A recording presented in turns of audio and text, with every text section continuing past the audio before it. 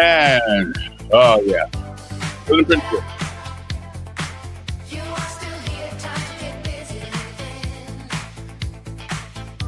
Hello, hello. Testing one, two, three. Testing one, two, three. Okay. We're getting up there. We're getting there.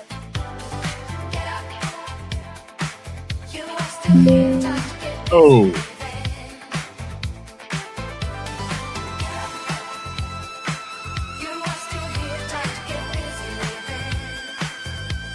and good morning, and good morning, good morning. Hey,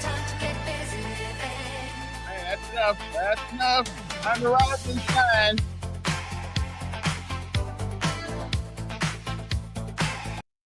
Okay, enough of that. Now, before we I don't know, my sound seems to be somewhat down this morning, but we'll figure that later on. But anyway, it's time. Oh, wait a minute. I think there we go right there. There we go. Right. I think is that it right there? Is that good? Is that good stuff right there? I don't know. I'm not sure. Okay. Well, hey, there's always going to be a problem here, there, here, and there. We'll figure it out along the way. Good morning to you. I'm Kevin Elkins, and this is Decisions. We call it that because everything we do requires us to make one. And even when we don't make one, well, we just made one. So you see, you can't get beyond it, can't get over it. Sometimes you just got to go through it. All right. Good morning to you. As you rise and shine this morning in the capital city of Montgomery, Alabama, it is, what does the weatherman say? The weatherman says that it is 76 degrees outside this morning. For the rest of the day, there's a 30% chance of a 38% chance of rain. Thunderstorms developing this afternoon. Storms may contain strong gusty winds, so be careful. Also tonight, 24% chance of rain or precipitation of some sort. And on tomorrow, high around 93 degrees. Let's just cool down a little bit. It's cooled down somewhat. So we ought to be able to, it ought to be a good day. It ought to be a pretty good day. It's been hot. It's been real hot, but that's okay. It's summertime. And in the summertime, it normally gets hot. So if it was wintertime and it get this hot, then we would be in some serious kimchi. But it's wintertime. I mean, so it normally gets hot in the wintertime. Okay, I mean, it normally does. Okay. Anyway, that's the weather for the day. If anything happens or causes me to come back and tell you something different, of course I will. If you're listening, if not, then we'll just keep going on. Okay. So again, good morning to you. Hope this day finds you well, and it is time. It is time for our daily bread.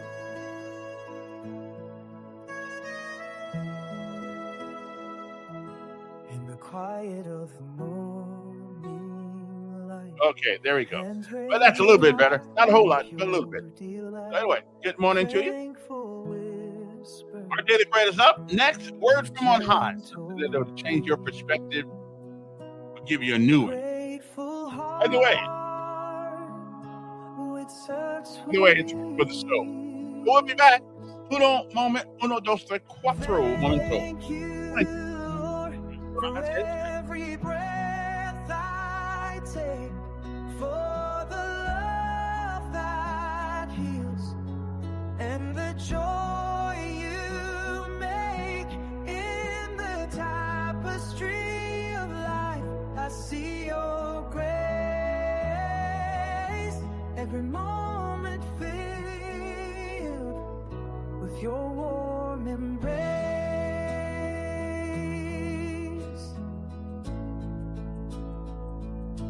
Through valleys deep and mountains high, your faith a beacon in the sky.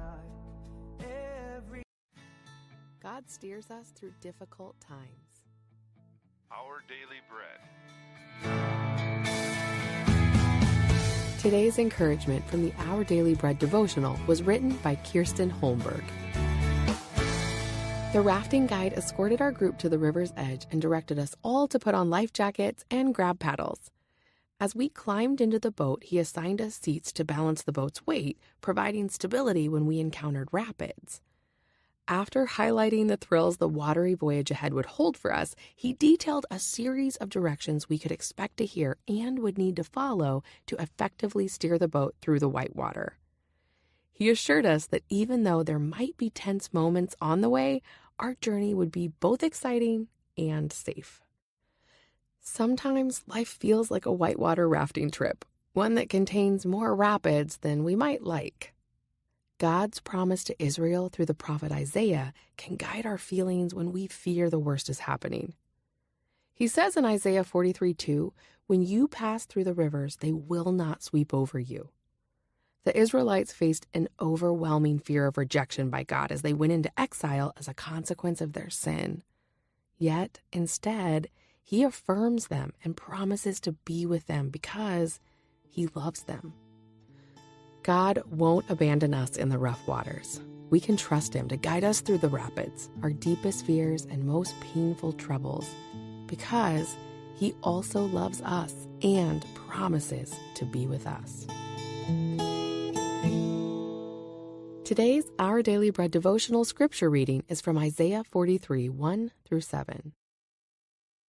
But now this is what the Lord says. He who created you, Jacob, he who formed you, Israel, do not fear, for I have redeemed you. I have summoned you by name, you are mine. When you pass through the waters, I will be with you. And when you pass through the rivers, they will not sweep over you. When you walk through the fire, you will not be burned. The flames will not set you ablaze. For I am the Lord your God, the Holy One of Israel, your Savior. I give Egypt for your ransom, Cush and Seba in your stead. Since you are precious and honored in my sight, and because I love you, I will give people in exchange for you, nations in exchange for your life. Do not be afraid, for I am with you. I will bring your children from the east and gather you from the west. I will say to the north, give them up, and to the south, do not hold them back. Bring my sons from afar and my daughters from the ends of the earth. Everyone who is called by my name, whom I created for my glory, whom I formed and made. Let's pray. Thank you, Lord, for being our guide through troubled waters. Help us to trust you, even when the journey is wild and scary. In Jesus' name we pray, amen.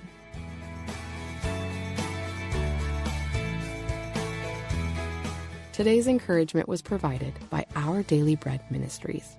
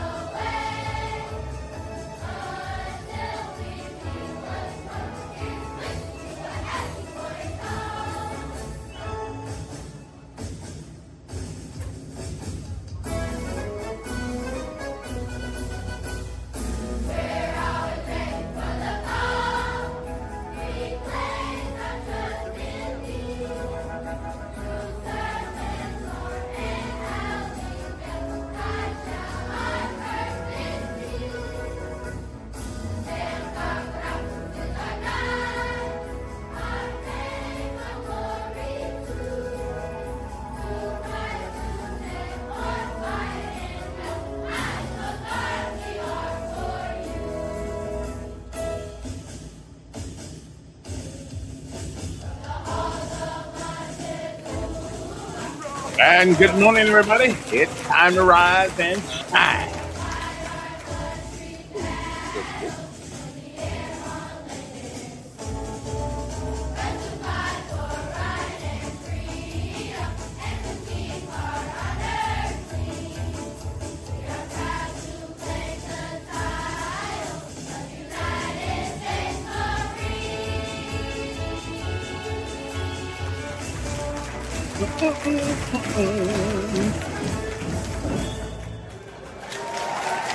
All righty then. Okay, that's enough. That's enough.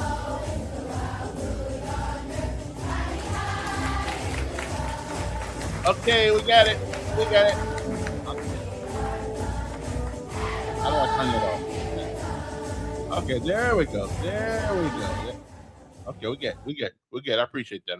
Like I like hearing my granddaughter sing that song. She's up there, her and her cadre over there on that big school. That name's got such a big name. I can't even Macmillan International something. But anyway, it's one of those special schools that for exceptionally bright kids. I wouldn't be there. Yeah, I would have never made it to that school. I wasn't exceptionally bright. I was brilliant, but I wasn't exceptionally bright back in the day. I mean, I just what it is. I just didn't. My brain didn't come into, didn't really come out until I got a little older, like 40 or something like that. I don't know what happened.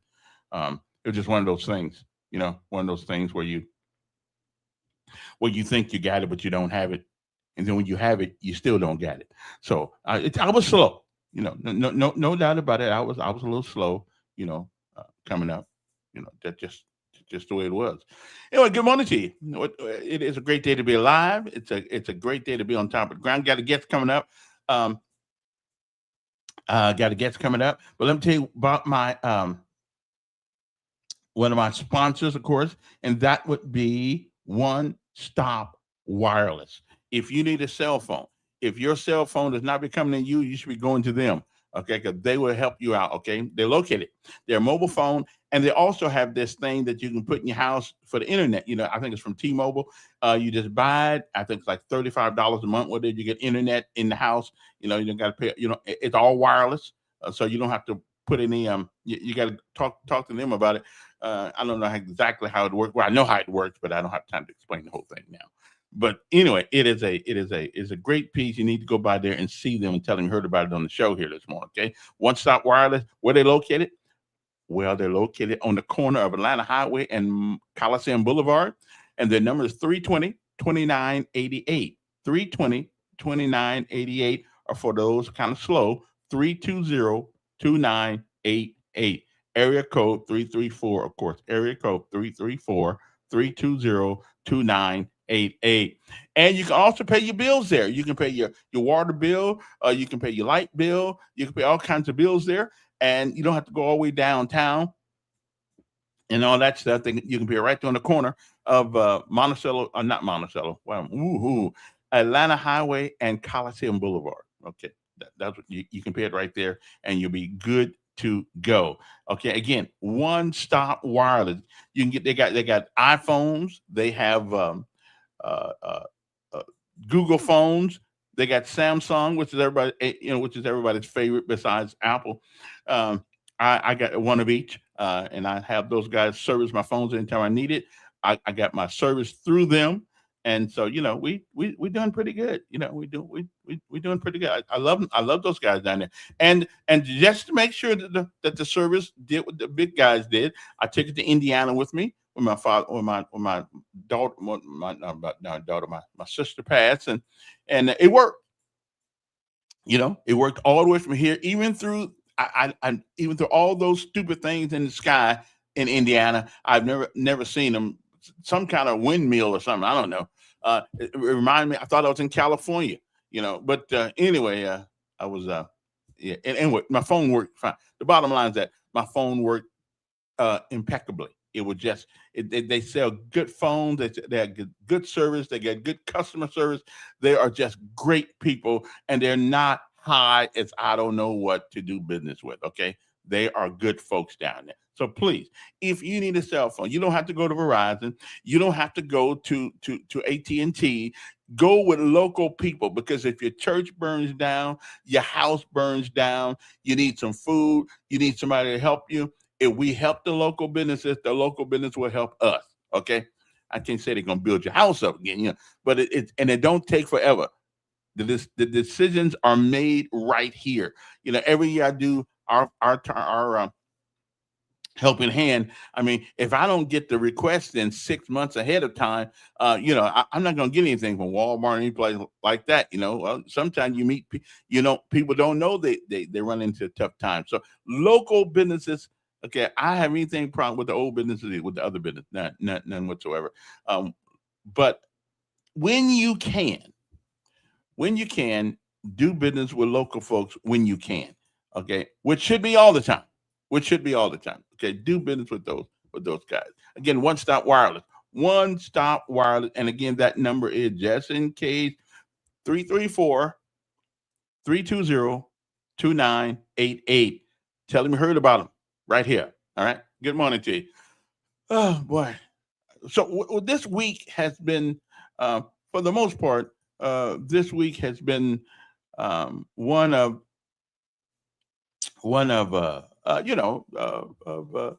interesting thing, contradictions. Um, uh, we say we want something, and then we really don't really want it. We like saying we want it, and then if you come up with a solution, then we say, well, that's not going to work either. So I'm trying to figure out, but I got a guest coming up at 7:30. So I'm hoping Spartan Minister will be here for a little bit. John Bowman, former Montgomery Police Commander, but he's CEO, CEO of a Chief Executive Officer for Hope and Spartan Ministry, which is an organization that, of course, I'm a member of, that goes around helping people who are trying to help themselves, learning how to be. There are people who don't have jobs, who haven't had a job forever. But we'll talk about that when he comes on. So we need to get something straight in Montgomery, Alabama. Who was it? And I've used this quote often, about wanting something done, but keep doing the same things, keep doing the things the same way you've always done, and expecting different results. And of course, that I believe that was Albert Einstein that said that. Um, and we seem to be in a holding pattern in Montgomery for a long time. Listen, I'm like everybody else. I don't have extra money to pay for this and pay for that, and gas goes up. But somehow we always end up getting the things we want, no matter how high they are. Again, we buy what we want and beg for what we need. Okay. Again, when I first heard about the center, well, we'll get to that. Da-da. Simply Days, what's going on? Oh, wait a minute. Hold, let me get it. Let me. There we go. Okay, now I think I got you. Good morning. Morning, Mayor. Yes, good morning. Well, can you explain something to me? Why on multiple sites, conference, conventions, the Buckmasters why do all of them list the Montgomery Convention Center if we don't already have one? Well, we don't have one, do we? Yeah, we do too. It says on evidently all these sites are lying, and this is going out all over the country and all over the state to get these people to come to these conferences and to come to the Buckmasters event, which is gone 40 years now. And I look back 5 years and they list Montgomery Convention Center, Renaissance. Well, the Renaissance is a hotel, isn't it? I mean, it's the Renaissance. You need to meet me down there and go. they have multiple entertainment venues. They have concerts. It's a very large building. But And isn't that privately owned? That's not anything the city owns, right? oh, I'm so glad you brought that up. I'm so glad you brought that up, Mayor. Okay. Well, It's privately owned. And oh, if, just like the racetrack in Talladega is privately owned, see, if you get government out of the way, they'll come build it. They'll come build it. If it's going to be profitable and their stockholders, the people that invest money, they'll come build it. But we already have a convention center. I'm confused. Well, you can look up any of these conferences that come to Montgomery. Now, wait a minute, are we calling something a convention center because that's what we want to call it, or is it technologically wise? Is it space wise? Does it have all the amenities of a convention center? Are we just calling that because down south we call a lot of things that they're not, but we use it as that thing? Well, if you can call it whatever you want to, okay, but whatever it is, people are coming to it in large numbers. Okay. So I'm just saying, why if we have other needs, why reinvent the wheel? No, I'm with, again. If it makes sense, it makes sense. So I just don't know. I've never heard this thing being called a convention center. Yeah, just look up. Just go ahead to Buckmasters 2026. Google it, or any. And I looked at about 4 or 5 different conferences and when the FOP was trying to bring their national conference, we brought the state conference here, but we put out on our literature to people all over the state, Renaissance Convention Center. So somewhere somebody put out some bad info, but all these folks that are having conferences, events come here, they're listing it as a convention center. So I don't know. Is it a convention center in lieu of a convention center? You know what I mean? Are we making it that? I mean, I guess the question is, technically, is a convention center a place where people come and have their convention? To convent. Yeah, they come to convent and have their conventions. Yeah. so I guess now you got me all confused.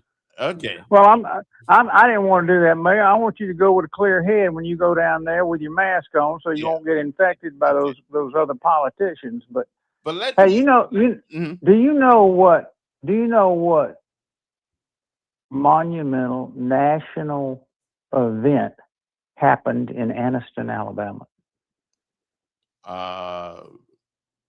No, I don't. I mean, I imagine a lot. That's when the Republicans, along with their black associates, friends, other folks, rode the Freedom Riders, rode the buses down. Oh, that came through Anniston? I thought that came through Birmingham.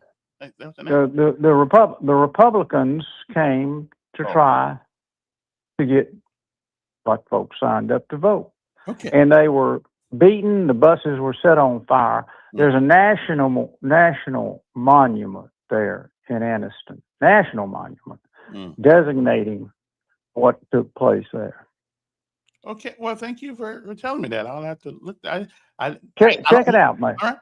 Hey, appreciate it. Have a good day. Appreciate it. I got my guest waiting in the wings for us here right now. Now, my good friend, Mr. John Bowman, who is the executive director or CEO, whatever they call him. I've never been that high, so I don't know. I've always been an employee. I'm not that high either, Kevin, but I know who is high. Yeah, amen. He's executive director of Hope Inspired Ministry, and Hope Inspired Ministry is a organization that takes people who for whatever reason, have gotten off the beaten path of success and almost given up, but want to get back on, track, want to get their life back together. And and since I have been working with, well, not working with John, but since I've seen John's work, uh, there are people who have been taken down by many things of life, and when that happens, we don't know how we're going to respond to many of those things.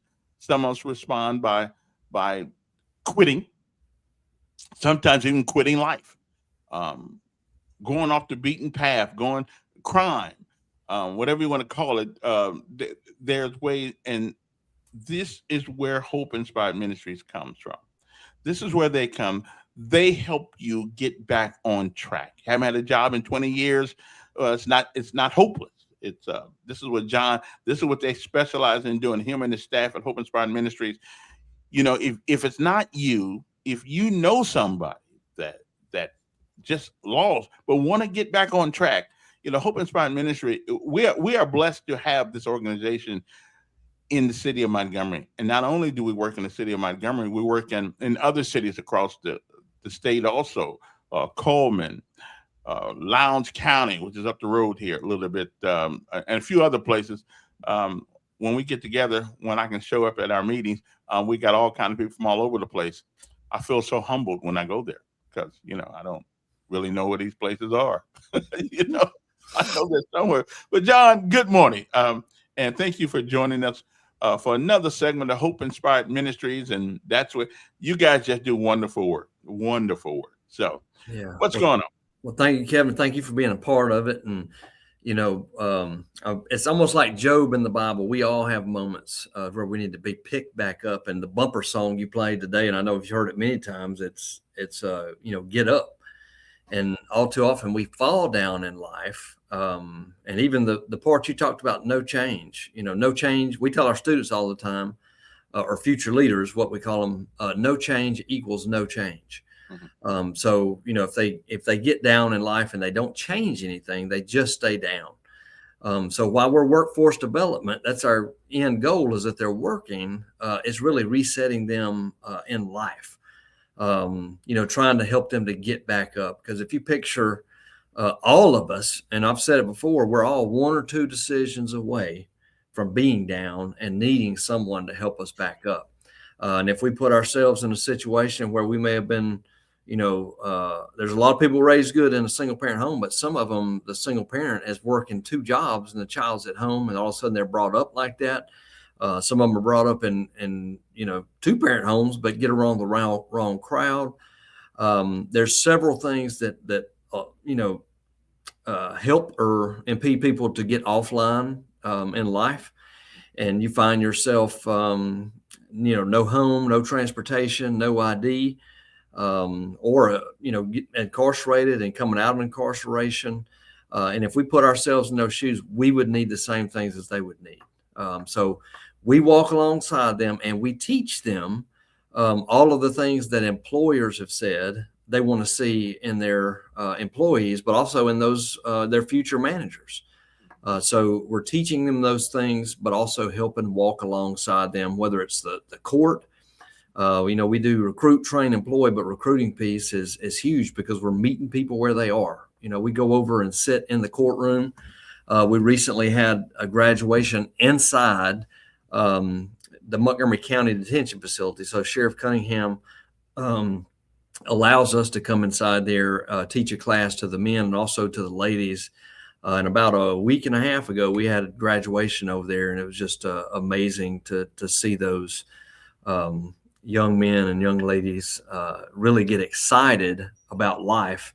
And we start each day with a devotion, the purpose-driven life, because it's important when someone loses hope, when someone gets down, that they understand and realize they were created on purpose and for a purpose. But, you asked what's going on. We just started class. In Montgomery, we had 43 people sign up for class. That's 43 people raising their hand and saying, you know what, I need help. I'm in that Job moment in my life, and I need someone to walk alongside of me. But this This class was a little different. We started it out through a partnership with ASU, and we had Coach Robinson from the ASU football, Coach Poole from the girls flag football team, as well as Dr. Cable from the AD at ASU. They came over and had a tailgate party with them. Hopefully you saw it on the news, but they also gave them just kind of a motivational speech from day one, so they can hear others beside us that's in the corner behind them. But that was exciting. So we're kicking off week one, but we're also kicking off graduation. We've got graduation tonight in Lowndes County, and then in Montgomery Tuesday night. Would love to have everyone come out. We have graduation Tuesday night at 6 p.m. So that's a quick rundown of where we are. I do want to say before I forget or run out of time, October the 22nd. I tell people all the time it's a free program to our future leaders when they come to us. It doesn't cost them a dime, but obviously it does cost. And we've got some incredible supporters. Once a year, we get to hold an event called Hope Heals in downtown Montgomery, October the 22nd. But we've got a former graduate of Hope Inspired Ministries that'll be sharing her story. Comes from an addiction background, but is doing extremely well now. She'll be sharing her story, and we've got some exciting videos. But we are selling tables for that event. If someone contacts me, I'd be glad to connect them with a table and love to have them at the event. And how would they contact you? Well, they can obviously go online to hopeinspiredministries.org, or they can call 649-4330, and that's 334. 649-4330. They can ask for John Bowman or Stephanie Shorter, who's our community relations director. Let's say I'm listening, I'm looking, I'm wondering what I can do. How do I start? Well, there's I'll speak to two groups. One is our future leaders. A lot of times they'll sign up, but sometimes it's someone else standing in the gap for them. And if you physically fell down, you would need someone to physically help you back up. Well, I want people to look at that. It's the same way as when someone falls down in life. They may not be on the ground, but they're down. And for you to walk alongside them, encourage them, bring them by Hope Inspired Ministries, and just let them look around, let them talk to some other, people that are in the class now. I would even let them come by and sit back and listen to the class, sit back and talk to some of our, former graduates that work for us, some of the current future leaders in our class. But it's very helpful for someone to walk alongside them, bring them over here. There's no commitment to come over here. If you want to come over here and get a tour, I'd love to give you a tour. But if someone out there knows that they're ready for help, then that's incredible. They can come by the office at 145 Coliseum Boulevard in Montgomery. The other locations are on on our website, or you can go to our website and sign up at www.hopeinspiredministries.org, and you can sign up to become a future leader right there on the website. Or, of course, you can call 334-649-4330, which is, I see you got typed in the chat there. And then, the other piece is to volunteer.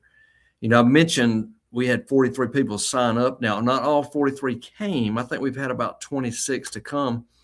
But that's each future leader gets paired up with a mentor.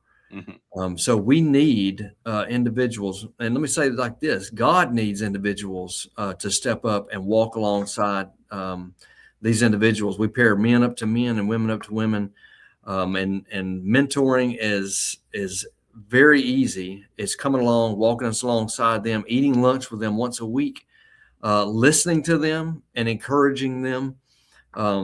It's like having a cut man in the boxing ring. It's somebody in the corner encouraging them along the way. And I did it for 6 years before I came to work here, but it was very inspirational in my own life to do those things. Often people think that success is a destination, and it isn't. It is a journey. It It is. and the minute you think you there, many things can happen to take Yeah. you someplace else, and you need those people to walk beside you, to make you, now. And I will tell you, I did not quite under when I would first came to you guys. Somebody asked me to, and first of all, the question I wonder, why'd you ask me? Okay, I listen. I'll help where I can. I didn't have no money. I didn't really have anything. Got a little bit of knowledge, but not a whole lot of that either. And I tell people that because what you think you have and what other people think you have, it's probably not in the same universe sometimes. My Mhm. son taught me a very valuable lesson one time. I'm going down the street and I'm saying, man, I saw somebody building a big old place, Z. I said, well, I don't know how to build that kind of stuff. And I said, I can't fix cars either. So don't ask me to fix your car. I can't do none of that stuff. He said, yeah, but Dad, but you're good at one thing. I said, what's that? He said, being a dad. I said, really? I mean, I'm thinking I'm thinking I want I'm thinking 1 out of 10. I'm thinking I'm about a 4.5. What other people think you bring to the table, Mm. you may not know. There's always somebody looking at you. There's always somebody getting inspired by you. And so if they see you pick yourself up, if they see you willing to give it another shot, that can help other people too. We need people to come over there and talk to these people, us people, because sometimes, no matter where you find yourself on the ladder, sometimes you fall. Yeah. And you need somebody to pick you up, give you a hand up, not a hand out, but a hand up, up that ladder. Sometimes, I mean, we need people to, and we feed them, Yeah. at least they get a meal once a day. They get a meal over there. Somebody provides that. Some businesses in town provide that meal for these folks. Uh, uh, uh, individuals provide. So where you may not think that you can do things, there are a lot of things that the People Hope Inspired Ministry can use. We give people clothes. We give them. I think, don't we do a dress up interview kind of thing? We So do every Thursday. We do Dress for Success.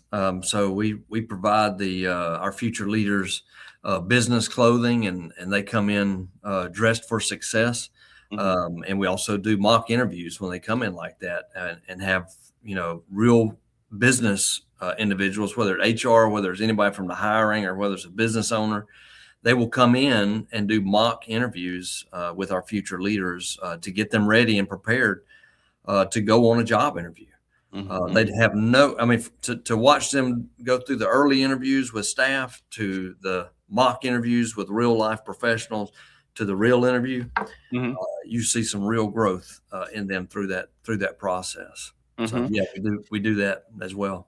And we do work with businesses in town, right? Who could use some squared away people, some people who now got their mind right, they got their motivation right, they've been trained by him to do the right thing. But at the end of the day, you've got to be willing to put in the work. It didn't take you a day to get there. It won't take you a day to get out of there. But what it is going to take is some dedication to the work and to the ethos of being a good employee. And I will tell you, I was telling somebody a couple of weeks ago, you don't have to be rich to be rich. You can be rich in knowledge. You can be rich in motivation. There are many things you can be rich in. And I tell you what, and people won't get this. If you got kids, it feels good to turn your kids down for something they want, not because you have to, but because you want to. Because they're more important things, and nothing makes you feel worse than having to turn your kids down because you can't afford it. You can't do it. Well, that's part of that pathway you talked about a minute ago. For our future leaders, there's a pathway. So, and I see Willie Durham put in the comments that Kevin has a good heart. And I tell you, he does. He comes and speaks, and I've heard him speak to the students, and you really heard his heart pour out. and he provides lunch every class, I believe. And Kevin, we thank you for that. And even for us to say no to our future leaders, sometimes it allows them to get on that pathway to self-sufficiency, because sometimes we can enable them instead of give them the tools needed so that they can succeed. And, we teach ABC. Step A is to get a job, and you do it well, and you put your work ethic into it, and then all of a sudden B, a better job comes along. And then when you do it well, C, the career job comes along. That's the ABC model. But the mindset is they want to start straight where? What, at the top? They want to start straight at C. Let's see. So to explain that pathway to it, and Doug Singleton came and spoke one time, and he gave a perfect analogy of that, and just talking about the space shuttle uses like 90% of its fuel in the first, I think 90 seconds, because it takes that much effort and energy to get off the ground. And it's the same thing with us. You're not going to start out, like Kevin Elkins, running your own radio show. I mean, it takes a long time, to get there, or Doug Singleton's case, county commission, it takes a long time to get to that. But it's about getting on the pathway, getting up and starting down that route. You can get closer each and every day to that. Mm-hmm. And if you don't know, if nobody in your family needs a hand, I'm pretty sure that you may know somebody that knows somebody that knows somebody that could use this information that we're getting out to you today. And again, it's hopeinspiredministries.org. You can find it on that, and it'll go into more description about the things we do. But the most important thing we do, somebody once said, Rita Pearson was a well-known educator in Texas. And she gave a quote about somebody. I don't know who she attributed it to, but it was true. It says, the beginning of success, let me paraphrase that, is human connection. And we have to help one another in the best way we can. And now again, if you can contribute valuable wisdom and knowledge to some of these people, that's all they need to hear. And these are not young teenagers, some of them. No. These are folks who've been working for a while, gave up. I've known somebody who came in one time, they lost their mom, they lost their mother, and they just gave up. We don't really quite know what will want us to give up. We don't quite know what's going to happen to us. The loss of a child, and I got to tell you something. Having gone through this recently, losing your job, I'm telling you, it especially when you're blindsided by it, when you think you're doing a good job, you got a job forever, and all of a sudden they come in one day with a paper in their hand and ask you for the key. That's almost like somebody dying, because I'm with Cumulus for 24 years,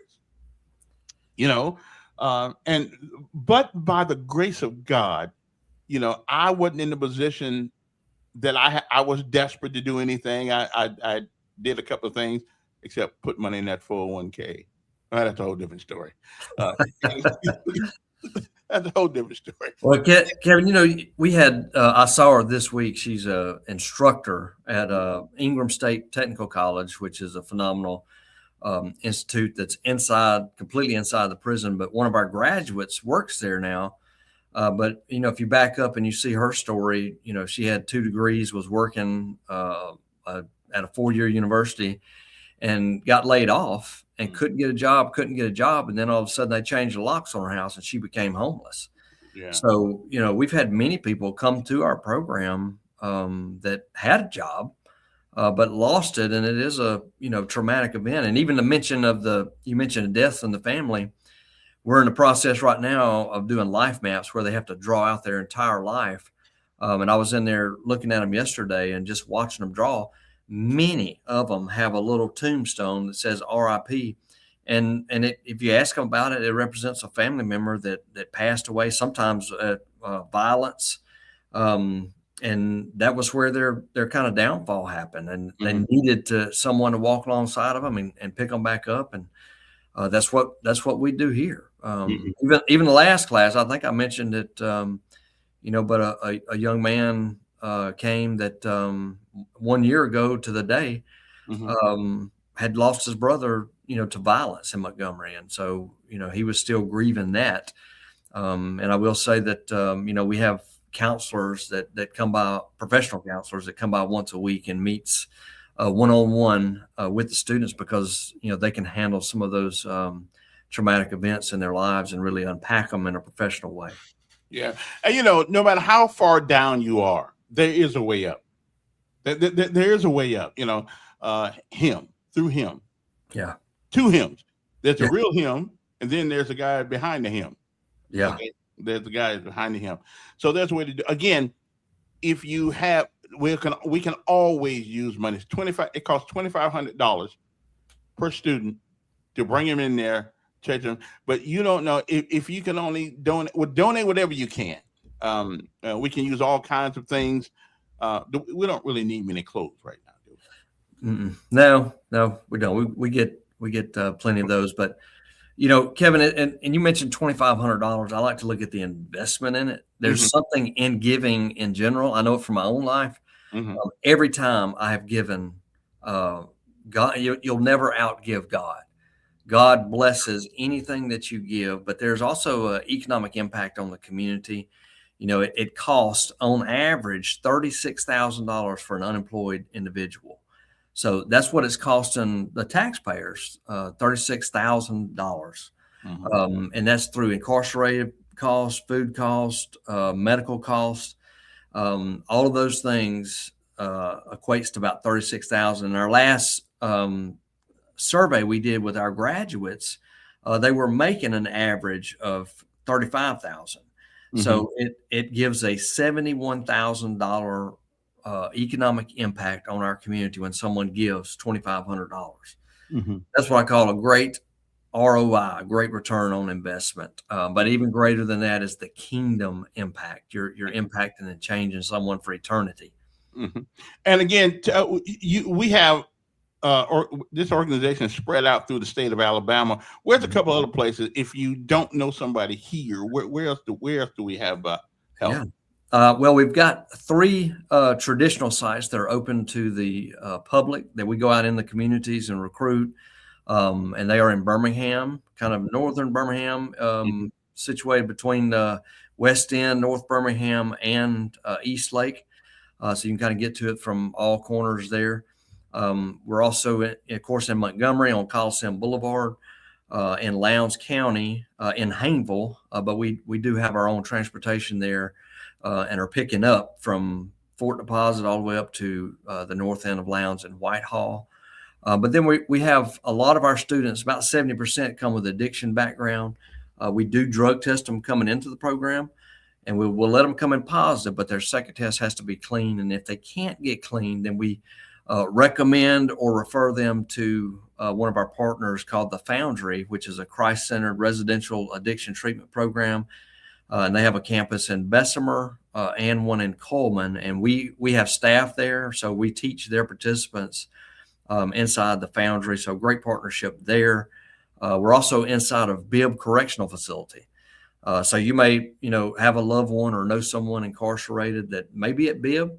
If you call me, I can see what we can do to get them into that program. And we're inside the Alabama Department of Youth Services out in Mount Meigs. So these young, as a men campus, but these young men, though it's a youth campus, can serve up to the age of 21. So we're working with 17, 18, 19, 20, 21-year-olds, taking them through the program, but also working with them when they get out. The last graduation we had, I think 7 out of the 8 that were last released were working. So excited about that. And then the last one is the one I mentioned earlier at the Montgomery County Detention Facility. Mhm.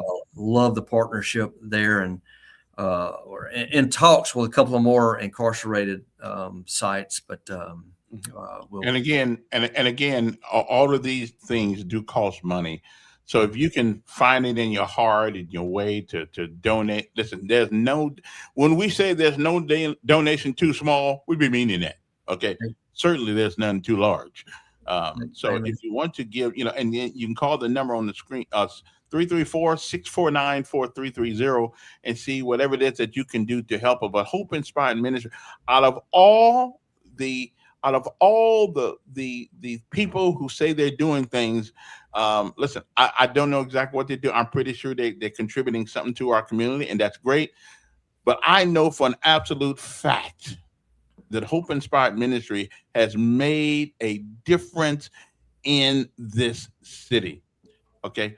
I'd rather you give money to Hope Inspired Ministries to help us, so that guy who's hungry, maybe he won't be trying to get in your door. Maybe there's no drugs he'll sell in your community. Because again, it's easy to sit on this side of the water and say that's not very far. But when you're down and out, when you're giving up, when your life doesn't matter anymore, you'll do anything. And I'm telling you, help us reach some of those people who are trying to help themselves by coming to us, coming to John. Let us help those people. Okay. And trust me, you won't understand all the reasons. You just won't. I'll let God understand that, because I don't understand all my reasons for some of the things I do in life. I don't understand mine either. But we ask you to help. And all you do, the first thing you do, you call that number, 334-649-4330, with 145 Coliseum Boulevard. Again, if you don't have a lot of money, but if you can provide lunch, and we're talking about, you called Stephanie, right? Stephanie, one that handles the lunch. Yep, Stephanie Shorter. Yeah. Whatever lunch you want to give, trust me, there's oatmeal, mixed meal, and no meal. Okay. Let us provide one of those meals for folks, and we'll call you a couple times if you need us to. Yeah, Kevin, we got a grill someone donated to us. So if someone wanted to cook out, bring some hamburgers, hot dogs, and all right. Hope Inspired Ministries. Give them a call, please. 649-4330. Don't wait until you need a hand to give a hand. That's right. Okay. Because the hand may not be there, but it will be there if you're willing to give. Let somebody see your work. Okay. Let somebody see your work and help out. Help John. John is not getting rich doing this job. Okay. Yeah. This ain't the USO where you can make $140-$50,000 million a year. This is real work. Nobody involved in Hope Inspired Ministry because they can get rich. Yeah. Okay, that ain't gonna happen. Okay. We got some good eternal dividends, though, Kevin. Yeah, that we do. John, thank you very much, sir. Hey, Kevin, let's say one more thing to one of the table, somebody just sponsored a table right here on the show, but the State Farm Willie Durham Agency said it's an excellent event and it will support again. So at Hope Hills. So he's always sponsored a table. We're grateful for him and right here on your show. So I'd encourage everybody else to give us a call today and join that good neighbor, Willie Durham, out there. Yeah. And listen, don't be one of those people say, I woulda, I coulda, I shoulda. How about one of them people? I did. Amen. Good morning, John. John Bowman from Hope Inspired Ministries. Give him a call, and he'll be back before. And Hope Hill is a great thing. You get motivation out of this thing. I mean, you think you had a tough time. Trust me, you need to hear people who had a tough time. That's right. And then it'll motivate you. 649-4330, 649-4330. Thank you, John Bowman. And John Bowman used to be a policeman. He had one of those guys that had the star on and all that stuff, so he wasn't a sergeant like me. He was a general, whatever they call him down there. Anyway, John, thank you very much. But you learned a lot. You learned a lot in that job too, didn't you? About God taught me a lot. Taught me a lot. So, yeah. All right. Thank you, sir. Kevin. Appreciate it. We'll see you again. All right then. All right. It is 8:01 in the morning, and we can talk about other things if you want to. But Hope Hills, we'll be getting more into that as we go along. I am a member of the board of they graced me. They gave me some grace and I'm a member of the board. But I'm like, my job is like, um, publicity.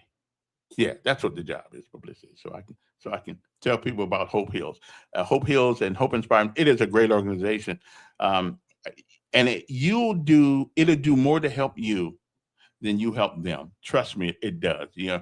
When you realize you reach somebody who may need a hand, when you realize you can do something to help somebody that with a hand up, there's no greater feeling than that. There's just no greater feeling. No, you've actually made a difference in somebody's life.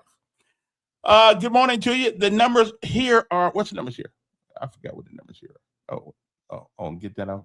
Get that off the thing. Okay,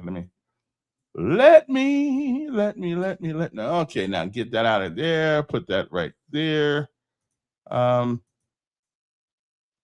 What do you do? Okay, let me get that out of there. Get that out of there. Let me see comments. There we go. There we go, right there. Okay, I see. Which does Grievance City need to read more? A rap center. Why do you guys keep calling this thing a rap center? Why do we call it a rap center? I know you guys are using this as a derogatory thing, but it's called a convention center. I mean, it's not a rap center, okay? Because if I thought it was a rap center, you'd think I'd be supporting it. Of course not. But we again, like I said, know often it's a refuge for cowards who don't want to go further, who don't want to. I mean, listen, I think Montgomery needs an upgrade. But again, I got to find out about this thing downtown, because why is Buckmasters calling the Renaissance a convention center? Was it designated as a convention center? I don't know. I mean, it's a nice little place. I go down there periodically when I'm walking around there. I don't know how many people they can hold. I don't know if they can handle a Chris Brown or a Usher concert. I don't know if they can do that. It ain't that big, but we'll have to see. We'll have to we'll have to see. Please allow Don to call in and sponsor a table for Hope Hills. Yeah. Okay. Okay. Well, let me. Okay. Now I'm only doing it because I was asked.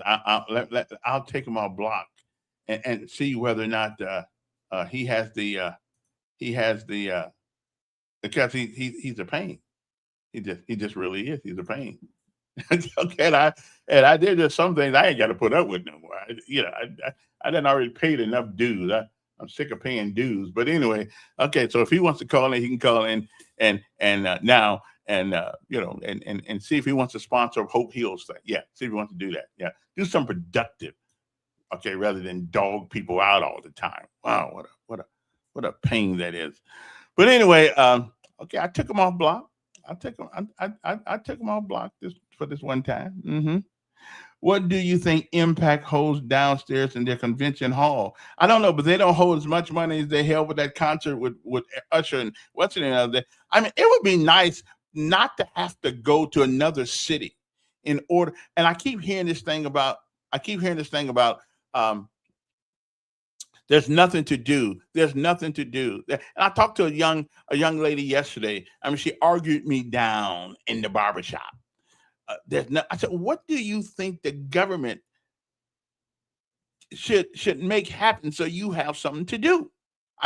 Because I'm all confused. What is it that I'll ask I'll get my son on there one day. What is it that you want to do that you can't do yourself? What do you want?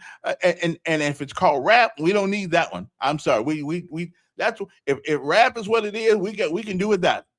Anything else, I'm on. But the government, but even rap people don't come at the behest of the government. They come at the behest of some promoter or something like that, right?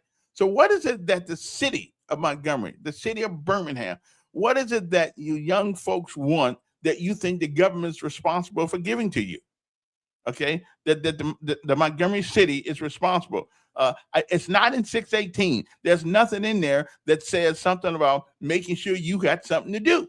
Okay. What our job is to make sure that we have the facilities and the infrastructure to do what it is that you want to do. But it's not our job to make sure you have something to do. How in the world did young folks live without computers? They went outside and they played. They got a baseball bat. They play football. They played the piano. They do all kinds of things. They learn. They learn math, arithmetic. They learn how to read. I mean, what is it that the government is supposed to do for you guys? So you got something to do. That's your parents' job, not the government's job to make sure you got something to do. It sounds like to me you need more chores.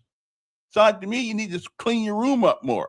You need to clean the house up, paint the house, do something. There's always something to do. Cut some grass, get a lawnmower. Make some money in the summertime. I mean, you do something. I just don't. Y'all lost me. What is it? So is anybody young out? Well, they're in school right now, okay? And anybody's not in school, they probably don't want nothing to do anyway. But what is it that again? I like to hear what is it that we need to do for young people so they have something to do? Just what is it? If the young folks would stop doing crazy things in our city, we would bring with civilians, not civilians, private enterprise would love to come here and bring something for you to do. But you can't do it if all this violence is going on. Look on Facebook. They get if the impression of Montgomery is what some of these people get by us fighting, we need somehow to change the culture, not just here, but it just seems there's a plague on young folks in urban America. I don't know how it happened, where it came from, but it is certainly there. Okay, so I don't have a clue. I don't have a clue, but you keep thinking we need something to do. What did we do before we had computers and things of that nature? Okay, what did we do? Sounds to me y'all need to find something to do at home. You know, clean up, clean the trash out of the basement that's been there forever. I would imagine if you look around your home, you can find something to do. Really, you do. We don't. Now, I do believe the one thing Montgomery can do that I absolutely would support. The one thing we can do in the summertime, I do think we can do a better job of our youth program for them to work for summer. I think Montgomery can do a better job than that.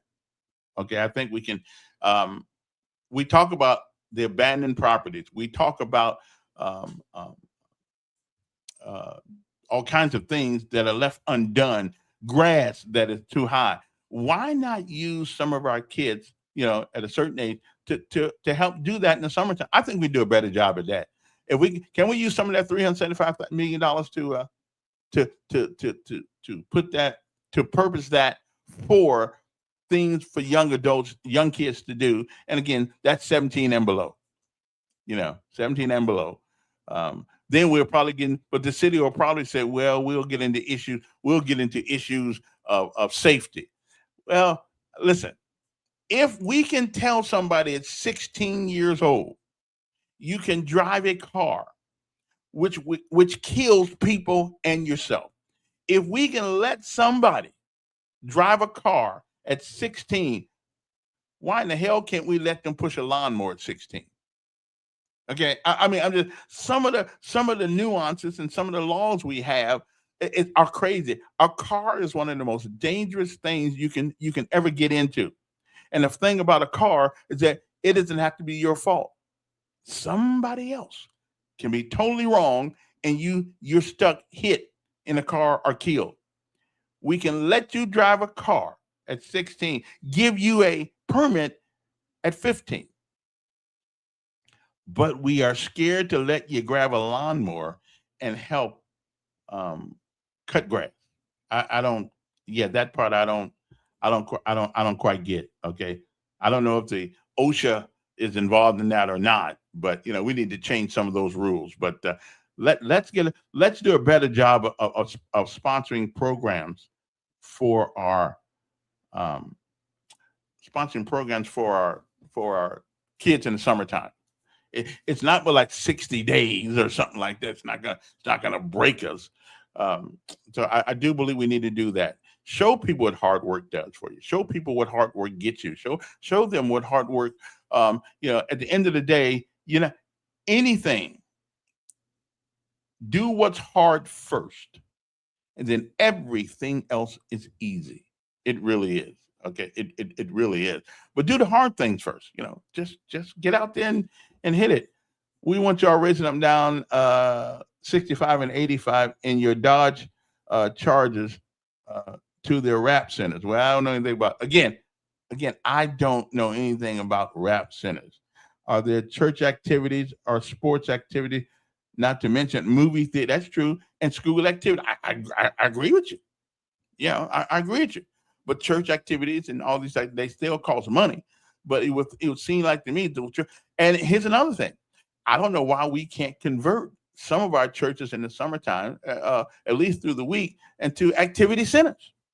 Activity center. There's enough people in them. Stop buying new churches. Use what we have. Use some of that money to create activity centers in our churches. And we got active because some people can't get all the way over to Sheridan Heights. They can't get all the way over there. Okay, they just can't do it. But we got churches on every corner. Let's renovate some of those buildings. But everybody's got to put a little money into it. Okay, everybody's got to put a little money into it. Okay, William Boyd was trying to do something with the old Bell and Graph. I think. I mean those are empty buildings sitting over there. It all takes money. It all takes money. Okay, all takes money. Anyway, moving right along. Okay, spend tax. Okay, what it said, but it's okay to spend taxpayer money on ballrooms, golden anything, and help Pat and a hello Pat for any approval. Well, what happens in Washington D.C. You know what? That's way beyond our control. That's way beyond our control. And I do think, as a nation, I do believe that we need a ballroom at the Capitol to hold these highly dignified things that they do, these state dinners. Yeah, absolutely. We want to put on our best shoes, our best suit when we go to church, right? When we bring foreigners into this country, let them see something they probably never even seen their whole life. Yeah, I don't have a problem with that. They're going to do something with the money anyway. I mean, they so let them do what they do up there with the money, because it ain't our money. Once we give it to them, it's their money. Okay, so I don't have a problem with the spending taxpayer money on a ballroom. I don't. It's a representation of America. Okay, and even though we do have our problems, we are still the beacon of hope for lots of people. In the world, not in America, in the world. Even our poor people make more money than 75% of the people in the world, from what I understand, according to statistics. So yeah, we need it. We need it. Yeah, I'm with the president on this one. Yeah, we need a ball. We don't need to be putting people in tents. Okay, they probably live in a tent where they live. We don't need to put people in tents when they get on that airplane, come over here. We want to teach them to a environment which they probably will never see again. I'm just saying, give people hope, bro. Give people hope. Keep hope alive. Keep hope alive. Now, so stop saying no to everything. It's the refuge of a coward. Figure it out. Work it out. Stop saying no to everything. My Lord, because, and I know, and listen, most of us, now I'm not saying all of us, most of us are in debt. Most of us wouldn't drive around in our car if we had to pay cash for it. Is that about right? If we want a new car, how many people in Montgomery can just go down there, flip down $20,000, $30,000, $40,000 for a new car? So we use credit on a daily basis, and we whine when the city says, "Well, let us borrow some." Yeah, I'm just saying. I think we call that hypocrisy. Hypocrisy. We all got a Discover card, American Express, Diners card, Visa cards. We got a pocket full of credit cards, and then gonna get on the city for get on the city for borrowing money. we never mind. We gonna leave that alone. But we call that hypocrites. Okay, okay, and we do need a ballroom. It's the process we just passed. 40 trillion. Again, listen, we ain't gonna never pay all the money. And somebody needs to tell me who the hell we owe $40 trillion to. Who we owe it to? We can print some more money. Who do we owe this money to? Don't we owe the money to the things that the taxpayers do? I mean, I keep hearing that. Who do we owe $40 trillion to? I just need to know. I mean, can somebody tell me who are we indebted to? Okay, and who in the hell are we borrowing money from? Oh, we owe money to China. Well, then just don't pay them. They owe us money too for all the things they've stolen over the years, all the intellectual property that they've stolen over the years, and they have. Not everybody, of course. So, okay, all we do is get a little payback. Okay, but I don't owe China anything. Again, I'm just trying. Who do we, I'm pretty sure we don't owe China $40 trillion. I'm pretty sure. I mean, if it wasn't for the United States, China would be broke. Okay, we are its biggest customer. Our idiot business people run over there and for cheap labor, and then send the crap back over here for the same price that they normally would sell it for us if they built it here. So again, who do we owe $40 trillion to? Okay, I just want to know who we owe it to. Yeah, because I just need to know who do we owe. Okay, let me see if I can get this. One of our councilmen want to come in, I think, and say something. Okay, let me see what that number. Okay. Okay. Let me see if I can get him so we can. He wanted to say something. Da-da-da. Yeah, people who use credit cards because they want to use a credit card. Hello. Good morning, Good Councilman. morning. How you Good doing? morning. Good morning. Good morning. Good morning. I just want to call in. I heard your guest on yesterday, and it was some information that I wanted to make sure that was correct and clear. Mm-hmm. First information is I think you guys spoke on Joe Reed name being taken off the Acadol. Mm-hmm. That was policy. His own policy ended up taking his name off. They had a policy at Alabama State that was for that the board did that no living person could be added to a building at that time. Mm-hmm. So his name was removed because he was at that time was a still living person on the board. So they removed his name because of that, plus a little infighting at Alabama State. But he was not removed due to anything unethical. He was not removed for being a criminal. So I wanted to correct that. Then the second thing I wanted to correct, we had a big exodus for police officers after the murder of Greg Gunn. Right. Once Cody was prosecuted, a lot of police officers said that the city of Montgomery did not back the blue. Mm-hmm. So we had a lot of police officers leaving during that time. That was in 2016. Mm-hmm. That was before George Floyd.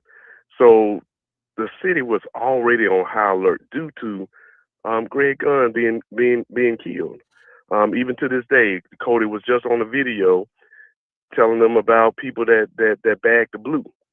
And initially, when it happened, you used to see Finley going to court with him. Used to see Finley walking in the courtroom. All that changed. And once that changed, that's when individuals start to leave. And then I think it was mentioned that we need to duplicate what Birmingham is doing, giving incentives. We are giving incentives.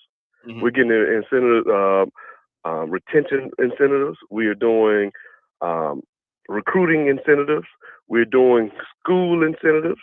Also, Counselor Samansky did the mortgage incentives. So when people are saying that we are not doing enough to get police officers, we are doing. We are doing everything that we possibly can. And then he mentioned about SOS and how it looked. We have some whole departments in the state of Alabama, police, law enforcement, that has been disbanded due to That's corruption. True. That's true. That's We just, and then let's go a little farther. We just had a fraternity at Penn State that was doing drug trafficking, not only the students, but along with some of their parents. so. And You have so, bad people. You have bad people all the time. yeah, and you do. And one, like they say, one or two bad apples do not just, you don't throw the baby out with the bathwater. So I'm saying that the individuals that, and he put on that, well, the mayor had nothing to do with the hiring of the individuals with SOS. That program and the funding was turned over to Family Guidance. The mayor don't sit on interviews with Family Guidance to say, this is the individual that I want. Family Guidance decided, hey, we want individuals that can relate to the individuals that we are trying to reach. Mhm. Just like with me, when I go to the prisons, go to the youth facility, only reason they listen to me because I have a story to tell. If I did not have a story of redemption to tell, they don't see anything that they can look for. You know what? If he did, I can do it. Right. And so we talked about, oh, well, we're looking at stuff that happened in 1880s for slavery and what was done. In 1957, a man by Willie Edwards Jr. was killed by the Ku Klux Klan here in the city of Montgomery and forced to jump off a bridge. Bridge going to Prattville. Absolutely. Yeah, so we cannot say this is stuff that. So we're not dwelling on the past, but we're not also forgetting what happened in the past. And then we're talking about, oh, we got plenty of places. I used to hear about the Jackson Five coming to the city of Montgomery because at that time we had a venue that can feel if Beyonce, if Usher and Chris Brown came to Montgomery, is nowhere in this city that we can hold them. The Garrett Coliseum, how hot it is outside today, that's the same temperature you get inside Garrett Coliseum today. And I grew up going to see LL Cool J, all those type of concerts. We don't have those in the city of Montgomery anymore because one reason is concert promoters like to be connected to Ticketmasters. And they know the impact is not large enough to recoup their money. So you'll never have anything big. I went to the Buckmasters this weekend, and it wasn't. They had to have that event in multiple rooms due to the turnout. So we don't have a facility that's big enough. And then let's go a little further. He said that the mayor wanted to hire ex-felon. Todd did the same thing. I won't mention, it was an attorney that got disbarred and did some unethical things, and we hired him to be over the riverboat. So every administration has allowed redemption Right. to take progress. Mm-hmm. So I just hate that people come on and just like with the 375, and didn't do his research and see what was the other 175 going towards. And only thing that I'm saying, people do your own research. I want to make sure that the city know well in advance, like with myself. I'm getting with Frank Robinson, Director of Economic Development. He's going to have a Zoom meeting with my neighborhood association, and he'll be able to tell them, hey, this is what this is going for. Reason why we are not saying specifically what we're allocating this money, because when we get it, the need for District 6 may change. Mr. Mitchell may say, hey, we want to see this, but in 2 years, he might say, hey, our perspective has changed. This is what we would like to see utilized for the money that's going to the different districts and But different isn't that, communities. let me ask you, isn't that though a little bit of the reason why people are hesitant though, because it might change, and isn't that, we got to be a little bit more But definitive than Kevin, that, don't we? but Kevin, same thing. Let me break it down. Same thing if I was renovating my house. Mhm. If I was renovating my house and my wife decide, I don't want to change the bathroom. I want to change the kitchen. Oh, baby, we can't change the kitchen because we told the bank we gonna do the bathroom. Well, I mean, that what you said. So you have to have that discretion to change as you go. And everybody keep on putting white waters on Yeah, the this administration. right. Only thing this administration is doing is not making it. We don't want to see it fail. So what other choice do we have if we don't want to see something in the city of Montgomery? Yeah. So if we let Whitewater fall, so we'll just have a just a sitting pond with no water in it. Is that what the city of Montgomery want to see? Let me ask something. When it comes to whitewater, is it? I don't know if you guys have even looked at this. Is it possible to convert that to an actual water park?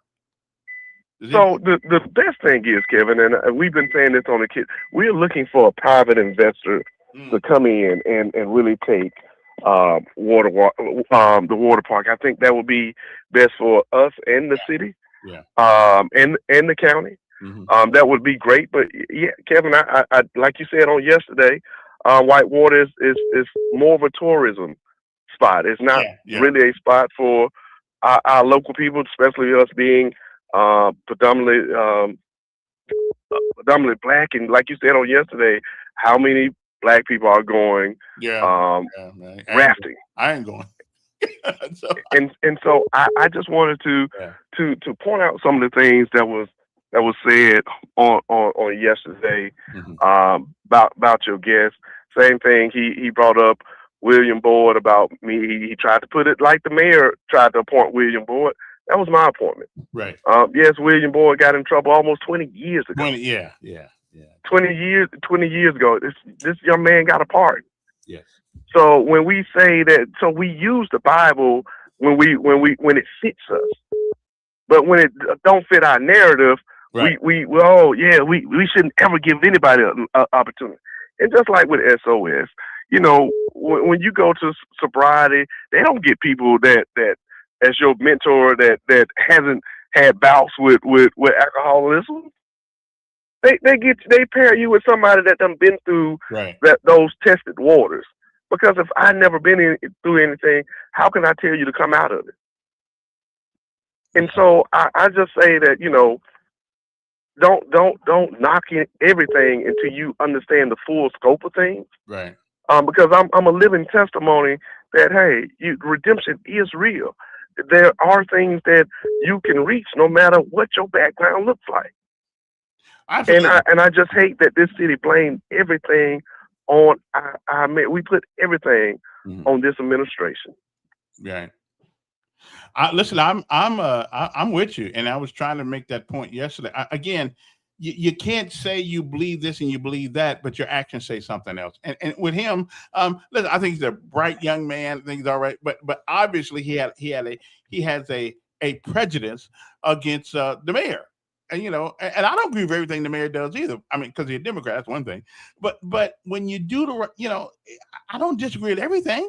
I mean, I think he's as an administrator, I think he's done a decent job. Now I know I'm finna get all kind of blues on that, but I'm not going to talk against people because you don't like this. Ain't personal with us. It's just not personal. Yeah. But what I say, dislike him on the facts, not what you have heard or what you think. Just like you asked your caller yesterday, have you read the transcript? Well, I Googled it.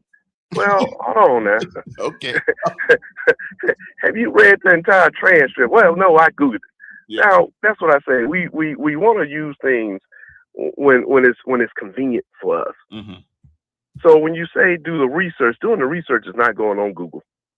Yeah. If that's where your information comes from, I mean, other day I saw somebody get killed. Come think about it, it wasn't even a real person, and I said, "Man, who was that?" I mean, you can't believe nothing hollow on the internet these days. Nothing.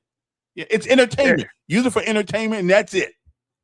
Yeah, and then the second thing, and then I'm gonna let you go, Kevin. Okay. The second thing is that we're using Birmingham numbers. Oh, Birmingham is they're how much? But look at Birmingham for the last 4 years. They have been in triple. So we don't want to trade. Everybody say, "Oh, look at Birmingham," but we only using Birmingham now because their numbers are down. We wasn't comparing Birmingham last year when their numbers were triple digits or the year before. So we have to be careful when we allow people to bring us numbers, statistics without giving us the like my teacher always says, where's your reference? Where did you get this source from? Mm-hmm. So I just want to ask people to be mindful, do your own research, and go farther than Google. Do your own research, and like I said, we are doing everything here in the city of Montgomery to make sure that this is a safe place to work, to shop, and to live, and to play. Let me ask some, Councilman. I came up with an idea. You tell me if you think it's worthy of any attention whatsoever. We have many law enforcement people, from military to civilian, retired police officers, who could fill some of those slots temporarily. I would hope, as long as we don't mess with their retirement. They come on as what I would call a warrant officer. A warrant officer is a guy in the military who specializes and skilled in a particular area. He's not a lieutenant, he's not a sergeant, but he is an officer of sorts, and he is there for his expertise. Why not bring people in who former police officers who retired on a as needed basis as a warrant officer? They answer to the chief of police and the mayor, and they like ride around in the cars like any other policeman. They still A-post certified. They got all this stuff together, and we just pay them by the hour. Have nothing to do with their retirement from the city or anything like that. And again, there's no conflict between lieutenants and sergeants, because these guys are specialists, because they have a career in policing. So I think that'll be something to think about. If you could, I don't know what the pay would be, but it would be substantially more than a guy who just comes on. And Kevin, I tell everybody, you have you can come to the city council, sign up, call Ms. Blaylock. I love that idea. Mm-hmm. And that's what people don't do enough of. Come with your ideas, come with your complaints. I tell my district, if you even have complaints, I want to hear them. Come down to the city council. Let us hear what you're thinking, what you're feeling, and sometimes what you see. Yeah, I'm surprised. I'm surprised Calhoun came up with it, though. I mean, he's a military man, so he. Yeah. But And Kevin, you got a great idea. So I'm gonna call Ms. Blaylock. Actually, can I put you on the next agenda item so you can speak on this great idea you have? Yeah, it's a great idea. But I'm a great guy. I got a big brain. Although the mayor tells me sometimes, sometimes it ain't so big. That's okay. Aronde, thank you, sir. Thank you. I hope they hold that seat down there one of these days. But right now we don't know. The thing is out. The judge. Hey, a lot of reason. Your chances are great. So hey, you keep going, sir. Well, 1 out of 14, somebody gonna win. Somebody gonna win. All right, appreciate it. All right, thank you. Mm-hmm. Interesting. The time right now is 8:36 in the morning. If you have a something you want to say, go right ahead. The lines are open now. He was on the regular line. There is on my Facebook page, there is a blue box. If you click the blue box, it says StreamYard. You can actually come into the studio with us and have a conversation with our guests or anybody else that you want to. I'll leave that. I didn't feel like taking it down. So it allows you, it's like coming into my room. You get to come into my room if the phone is busy, you can click on that and you can still come in. As a matter of fact, I can have 10 people one time in that room, in that virtual room, if you want to have a conversation with the whole group. Okay, not a problem. Anyway, So you don't say you can't get in, because you can get in. I just told you how to do it. Okay. One thing, we want to thank Aronde Mitchell for coming in. Aronde Mitchell is an example of redemption. I'll let him tell us one day. I can't count. Yes, sir, Duke. How you doing, Mr. Elk? How are you? What's going on, brother man? Brother man. I'm doing I fine. just heard my man Londo get off. He's one of my favorite. I want to commend the city for the great job I think they're doing in paving the streets in Montgomery. And have you seen the machinery going on? Yeah, have you seen the machinery that they're using now? I mean, it's what took them a couple of days to do. It used to take almost a month to do. Yeah, I noticed they got it on done. They did their radar yesterday morning, and I came back through later on. Man, it was all done, like you say. I mean, it's great. I love it. Yeah. But to simpler days, he's getting the streets done, and mayor getting a lot of little stuff done around the city. Guys and girls and everybody. I ain't gonna mention somebody else's name this morning, because he just like you know how you step in some poop on the ground and you pissed off for a few minutes because you got it on your feet. That's where I look at Curmudgeon right now. He just damn pile of doo-doo underneath my feet at one time. So he's a thought of the past. Anyway, Kevin, what's going on with your president? I don't have anything to talk about in Washington. Okay. I want to throw it out there, you know. But, I just see where you were this morning. We're gonna keep it local. Yeah, we can't. But the thing about it, that worried me about Tuberville, man. What about Tuberville?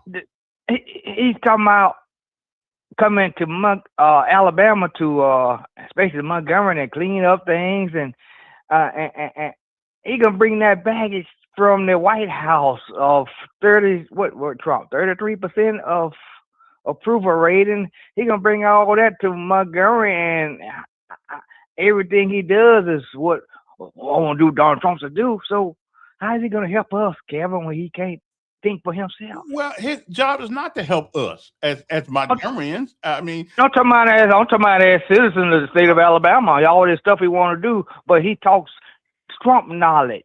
Oh, you talking about Trump doesn't? Yes, Tuberville.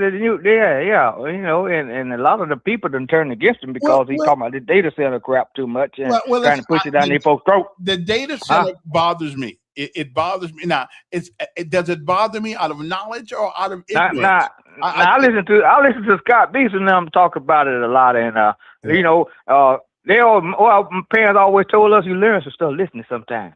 I listen to these guys talk about that, man. They have guys on talking about it in more detail than you and I know. So it's scary, man. Well, it's scary because we don't know the ramifications of it. Well, it's all about money, all about big money and big corporations, and now, if they were ain't giving a damn about small people. If they were hiring a whole lot of people to work those data centers, couple hundred people, I may change my mind, give somebody a job. Well, they want to take people land though, Kevin, and all that. But one or two people may get that job though. Maybe 4 or 5 people get that job. Don't nobody own land. You rent it. Don't nobody. Where the land they rent in, these people down in these farmers down in these country areas, they say they got signs up saying, you know, don't mess with like the people that don't tread on me. Yeah, we do need to know more. But I just because I don't want to find out 10 years from now that somebody got cancer or something from these data centers.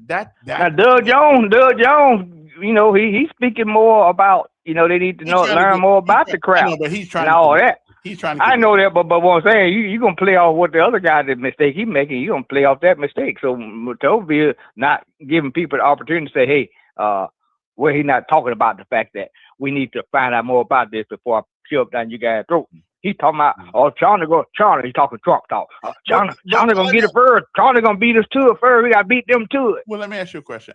And again, my concern is strictly that of a medical nature.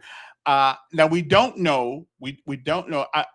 We need to put one up, I guess, to see whether or not they got a few of them up. They got a bunch of them already. And Have we heard of any medical issues with people who live within a certain mile? Well, we just now find out about the citizens. Just now find out they tried to push it down our throat behind the scene, kind of sort. Because we're not up on that. Now you stuff, do realize though we do need data centers. We do need them. You realize that we do need them. To a certain extent, yes. Yeah, like this flock camera and all this mess.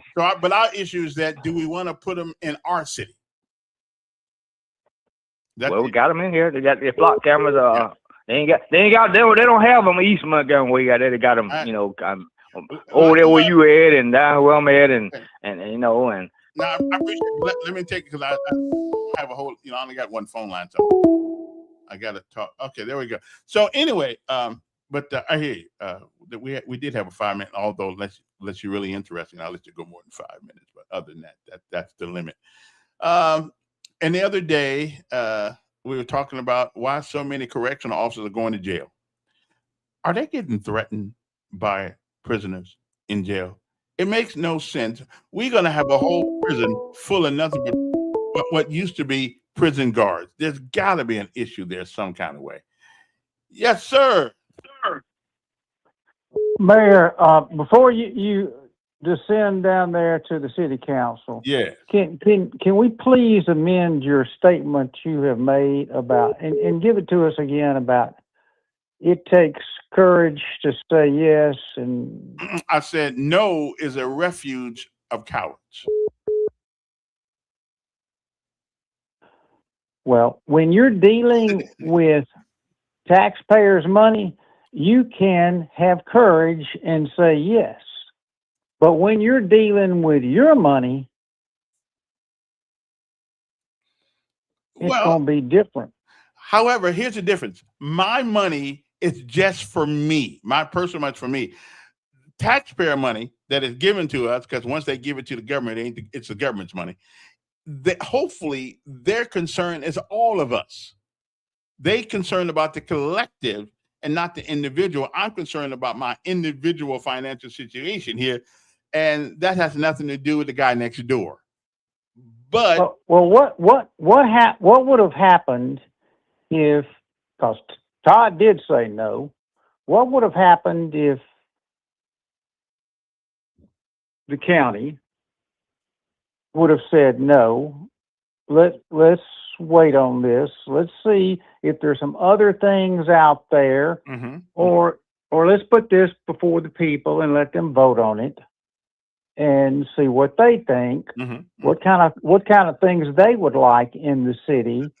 Great idea. Too late now, though. But great idea. Too late now. Too late now. That's what I'm saying.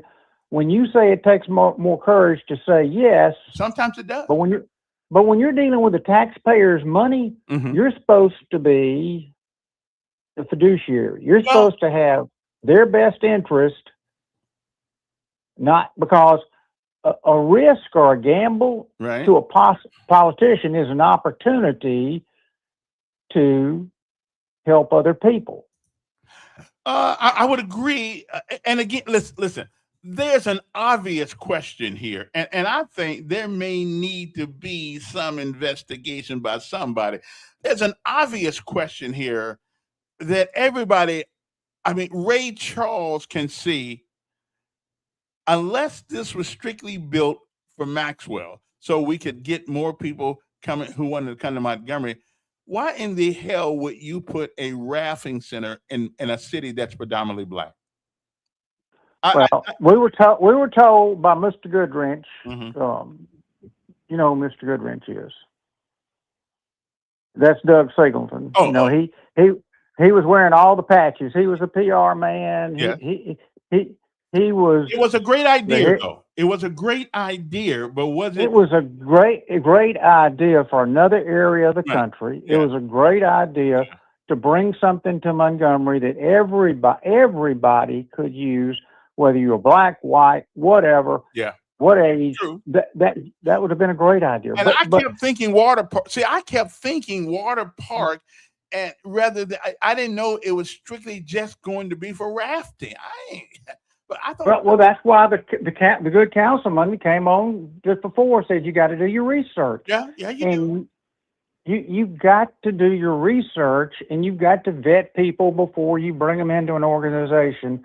But you said earlier that kids say they want something to do, Mm-hmm.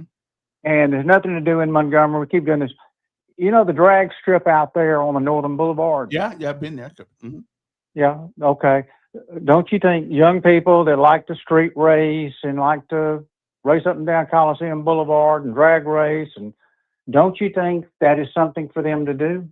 But that is something for them to do. But you know what? Mhm. But you know what happened? What? They had to cancel a national drag race meet here. Why?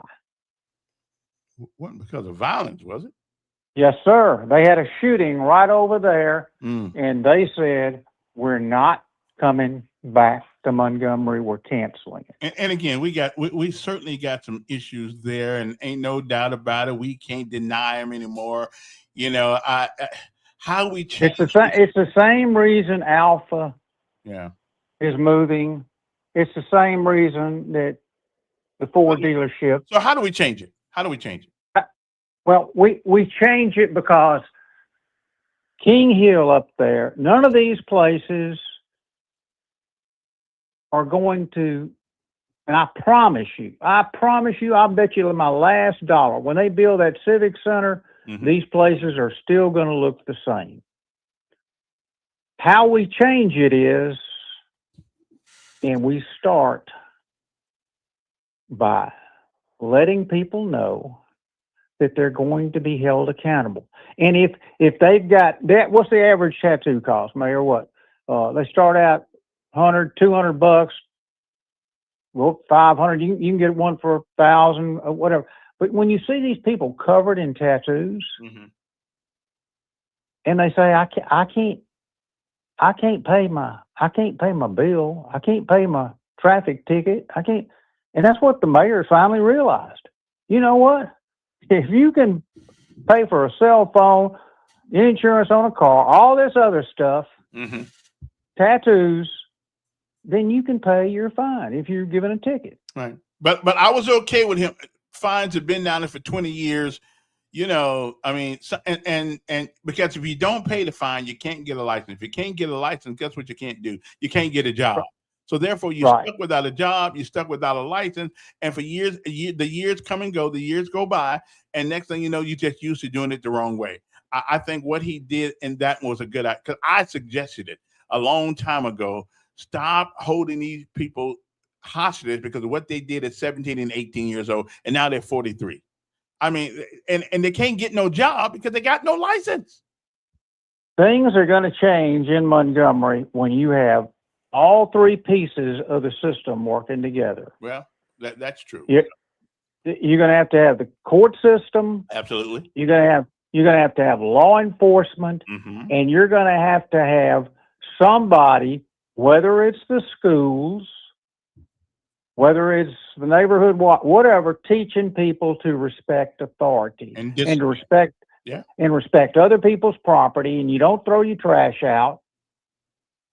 That's when it's going to change. Again, and that's a cultural issue, and we got to start holding kids and their parents, if they're 17 and below, and their parents responsible for what their kids do. What'd you say about the girl? So you went and she said, I don't have anything to do. Do you know what my mama would say to me if I said I was bored? I'll find you something to do. Grab a rake, clean the yard, clean your room, wash the walls down, whatever it is you got. There's always something to do. So, have a good day, Mayor. I appreciate it. Yeah. We made sure we didn't tell Mom we had nothing to do, because she'd always find us something to do. Also, now the one thing the mayor says, the new credit rating is more proof Montgomery can handle a $375 million bond. Again, we're kind of hypocrites in Montgomery right now. We are. We all got credit cards. We got credit cards. We use them all the time. Most of us, if we had to pay cash $1,000 or something, we wouldn't have it. And that's in America. That's all of America. They said most people can't go to the bank and pull out $1,000 out of their credit card, out of their checking account. That's it. Most people, because we just don't save it up sometimes. We go day by day, day by day. So we use credit, but we don't want the city to use any. Again, my biggest concern, I listen, I gotta go. I'm going down to Renaissance today and see what they got down there. I'm gonna walk down there and see if, in fact, they got something that looks like a like a convention center. Because I've never known that. I mean, he told me, but he just got done. But we just heard somebody said that Aranda Mitchell that he went down there and they had to put it in 3 different places down there. So evidently they don't have a room big enough to handle the big events. At the Renaissance. So I don't know. I'm gonna go down there and look myself. I'm just got to go down there, and look and see what it looks like because I don't have a clue. Things will change when the power to be get a white mayor in charge of this city, and that's a black woman saying that. How many times are you gonna? Well, now that's a good point too. That now, as a matter of fact, I think. Listen, a basketball court at the White House to me is worth less than a ballroom. Okay, but hey, the president wanted at that particular time. The president who was down there, which is Barack Obama, wanted to play some b-ball. I ain't mad at him. You're the president. It's your house. There's nothing wrong with having a basketball court if you want to. You want to get the cabinet out one day and go down there and play a game and start and thinking about things. Nothing wrong with that. But I'm with you. I'd rather have a ballroom than a basketball court. Okay, first of all, they would never pick me. Okay, somebody said we need a bigger jail. we may need a bigger jail. I'm not sure. There's always something to complain about. There really is. But I think hypocrisy, extreme hypocrisy, has reared its ugly head when some of the people who are whining about a little money for the thing use credit cards. Okay, we kind of hypocritical when it comes to like the Lord knows I've used some. I only got two. But I use them. Matter of fact, this weekend, I found out my tires were all bad. They were dry rotting, and I'm driving on them. I didn't know tires were dry rotted. I thought they dry rotted when you don't use them. I didn't know they dry rot when you use them. So I go to the place on Zelda Road to have my one tire checked, and how, unbeknownst to me, all 4 of my tires were dry rotted. How they gonna dry rot? I'm riding on them every day. He said, I guess it's got something to do with the way you live, the weather you live in, and all that stuff. I guess I don't know. But anyway, I'd get 4 new ones. They wasn't cheap. Thank God for the credit card, because my credit was good enough that day to get one. so credit, if it's used responsibly, if we use the money responsibly, the $375 million responsibly, we can turn that into something, hopefully, that will bring us money. But I'm convinced that I'm still convinced we need a convention center. I'm just Arande says that the people who Buckmasters came in and they couldn't use just one room. They had multiple rooms because they didn't have the space down there for one, so it can have everything in one place. So hey, thank God for credit cards. Good morning, Camilla. Listen, I want you to. They had a car show on the 15th out at the racetrack that he was talking about. Mm-hmm. They didn't have a problem, and it was a very large crowd Mm-hmm. of whole different ethnic groups of people that were there. So I think they're still having. And who was there? I sent you the video. You can see for yourself. Okay. All right. Yeah. Now, let me tell you about the Civic Center. The Civic Center in downtown Montgomery, Alabama, was located at 300 Bibb Street, was built and opened in 1976. It later underwent a major multi-million-dollar transformation starting in the mid-2000s to become part of the Renaissance Montgomery Hotel and Spa and Montgomery Performing Arts Center. That's the reason they're talking about it. It's been divided into 3 different parts. When it was opened as one, the state of Alabama, the city school system, Montgomery County school system, which we were called then in the 90s, gave a big social studies science fair for the state of Alabama in the original Civic Center. So that's the reason they renovated, and it is in sections, and only so many people can get in each section. You can go down there and see for yourself. Mm. But at one time, it was a large building back in the day. Back in the day. So, yes, because I and two other teachers in this Montgomery County school system gave a social studies science fair for the state of Alabama. It was in Birmingham, then we moved it to Montgomery. And that was our first social studies science fair in the city of Montgomery back in the 90s. Yeah.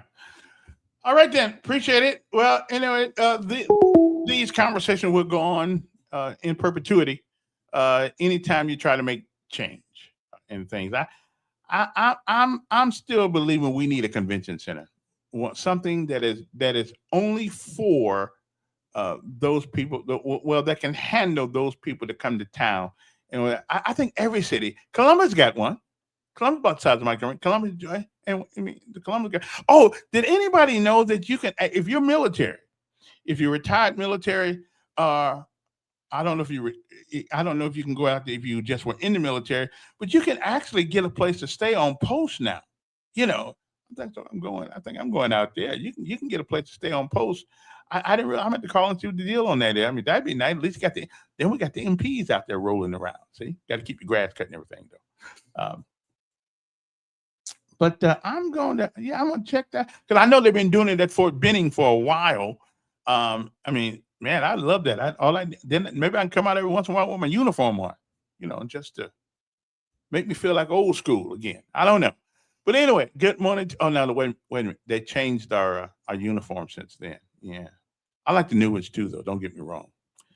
Well, listen, my time is just about up, but interesting conversation today. I want to thank John Bowman from Hope Inspired Ministries. Again, if you want to help, if you have some knowledge you want to pass on to younger people, even to older people who can help them fight their way through whatever troubles, whatever times they're having right now, hard times, please call that number and go out there and talk to some people that you can help because they really do need it.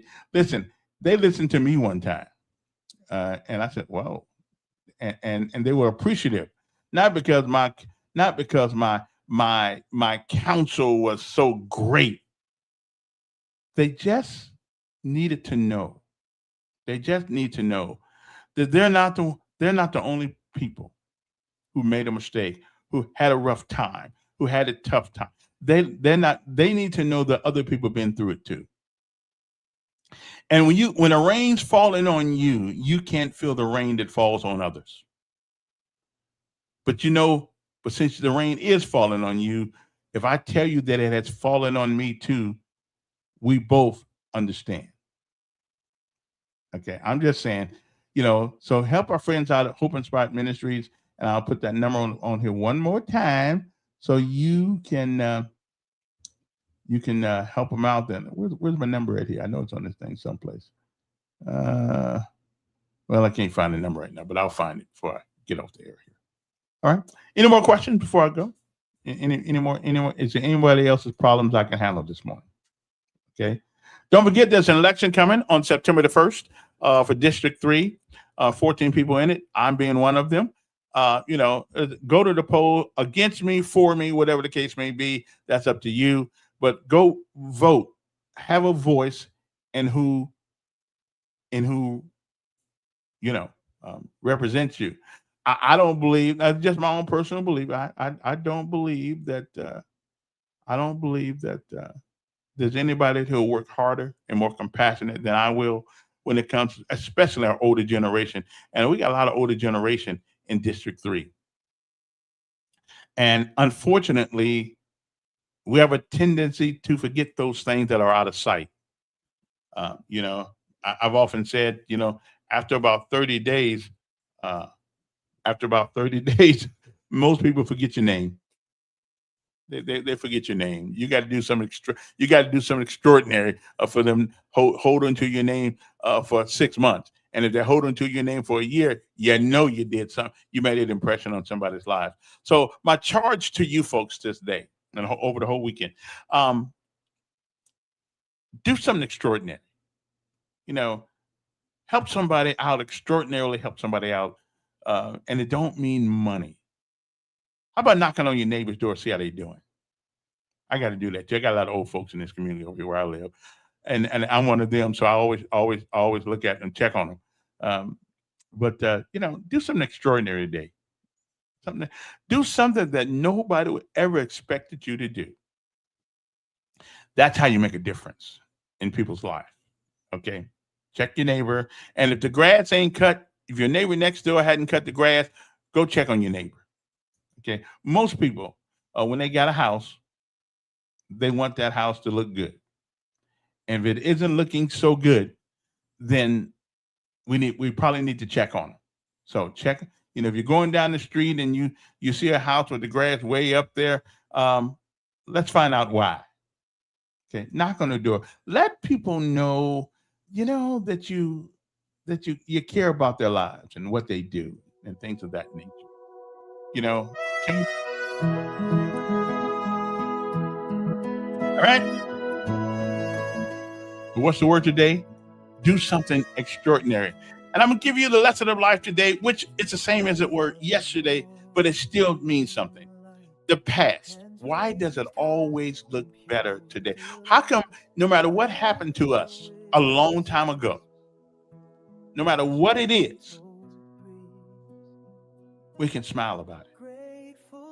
We can remember it. And it doesn't hurt that bad. But at that moment, been there, done that. It's been tough. But why is that? Well, the past, and I want you to understand me well. The past looks better in the present because while you're going through the storms of life, it is difficult to see that path. Once the clouds clear, we're thankful that we made it this far, so far. So it's not that the past is looked at differently. It is looked at from a different perspective. Going through a storm is tough, especially if you don't know where you are. But it's an amazing thing about the sun. No matter how bad the night, no matter how much fright, the sun always gives us courage and motivation for hope. Keep moving. Keep hoping. You'll be okay. The present won't last that long. The future is on the way. Good morning to you. Have a great day. I'll be back Monday. Hopefully the good Lord says the same. Go to church on Sunday. Do something. Okay, don't just be not go to church. Go to church on Sunday. Have a great day. And keep moving on. Each day I wake and I choose you in every heartbeat, in every prayer. Thankful for life and the love we share. Thank you.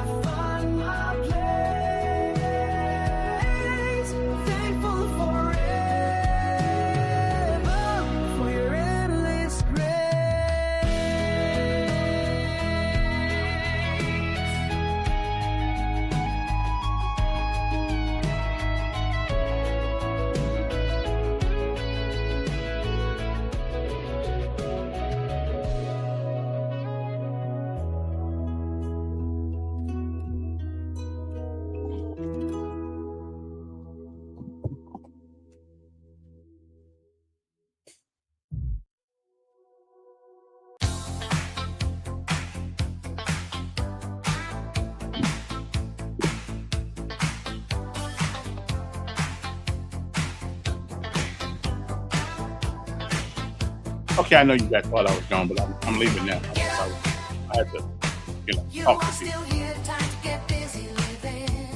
I didn't know they could sell old tires to people. I didn't know that. I really didn't know that. I thought all these cars were brand new. Somebody said they've been in the warehouse for years. Wow. No wonder they drive around. Anyway, see you guys. I gotta go. Bye.